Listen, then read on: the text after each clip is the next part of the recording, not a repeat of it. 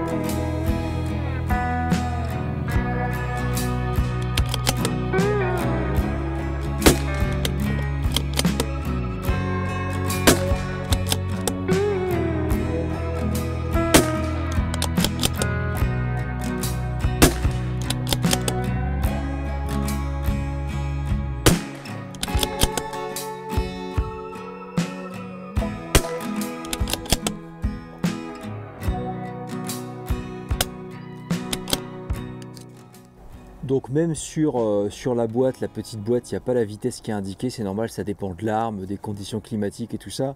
On est sur de la standard velocity, donc 40 grains. Donc la vitesse la moins élevée est sur 15 coups tirés, la vitesse la moins élevée c'est 312,5 mètres par seconde. La vitesse la plus élevée recueillie avec le chronographe c'est 341,9. On peut dire 342 et 312, ça fait à peu près 30 mètres par seconde de delta. Je trouvais que 25 mètres par seconde de delta, on était déjà sur des munitions qui étaient larges en termes de régularité. Donc là, on peut vraiment dire qu'on manque de régularité avec cette munition. C'est clair. Après, la vitesse moyenne, je la calculerai, je vous l'afficherai. Mais voilà. Donc concernant l'aspect de la poudre, j'ai été plutôt surpris par la MACTech. On est à peu près au même niveau, on n'est pas sur des sphérules, des petites billes, on est vraiment sur des petits palets, mais vraiment très très réguliers pour les deux munitions. Par contre, donc on peut se dire que voilà, on est quand même sur des composants, je ne sais pas s'ils sont de qualité. La MACTech est un peu plus gris clair que la CCI. Par contre, au niveau du dessertissage de la balle, j'ai observé que c'était beaucoup plus résistant sur la CCI, ce qui veut dire qu'on aura normalement une optimisation de la combustion, donc on aurait potentiellement des départs qui seraient peut-être peut-être plus régulier et du coup on aurait peut-être des problèmes de régularité sur la MacTech qui viendraient justement du fait que voilà, la balle partirait assez rapidement, donc on aurait des résidus, des imbrûlés dans le canon. Donc du coup beaucoup plus sale. Il y a beaucoup de vent, donc les essais ce sera comme ce sera. Donc l'amorçage MacTech est à gauche et CCI à droite. Vous voyez, il y a une répartition. Alors il y a un verre un peu plus profond chez CCI. Par contre MacTech, on voit qu'il y a, voilà, il y a un trou au milieu, il n'y a rien. Par contre, voilà, je trouve que pour la répartition est plutôt pas mal. Hein. Sous une forme d'auréole comme ça, ça reste propre, je trouve, par rapport à tout ce que j'ai pu voir.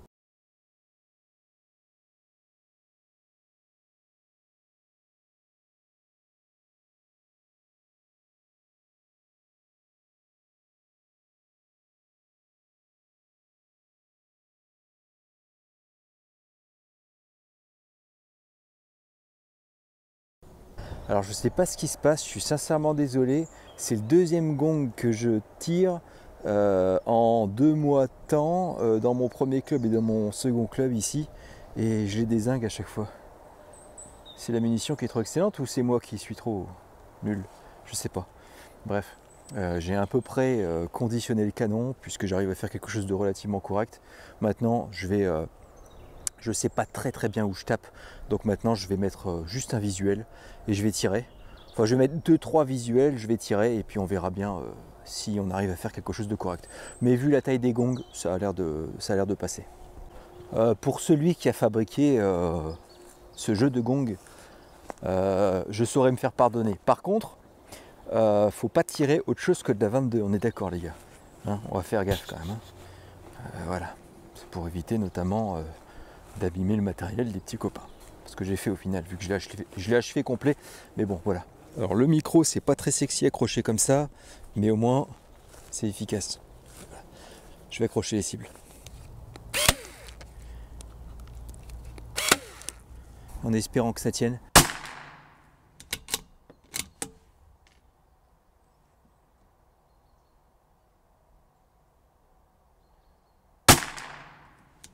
Voilà, je vais essayer de faire quelque chose de bon. C'est parti. Donc j'ai remis 2 cibles. Donc voilà, j'ai remis un sacré micro. Hein. J'ai mis 2 cibles. Un peu plus sur la droite parce que c'est vrai que moi je suis en train de me tourner un petit peu pour pouvoir tirer, donc c'est pas les meilleures conditions. Voilà, je pense avoir conditionné, je peux pas vous dire combien j'en ai tiré, mais je pense avoir conditionné correctement le canon. On a vu qu'il y a un manque de régularité dans du moins au niveau des relevés des vitesses. Je vais peut-être faire quelques clics à l'arrache. Allez, je vais essayer de revenir au centre.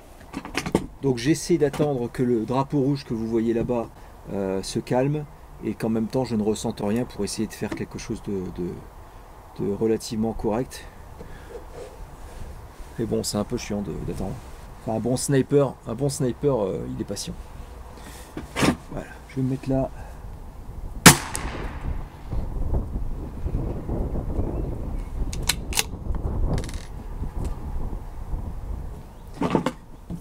J'en ai marre.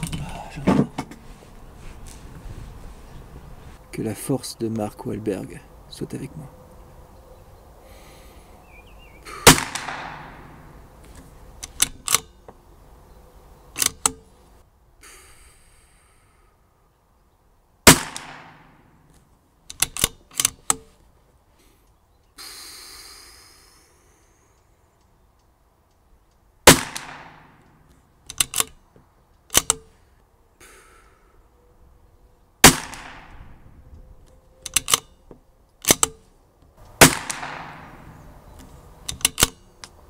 Franchement, de ce que je vois dans la lunette, c'est pas trop mal. Témoin de chambre vide et j'arrive.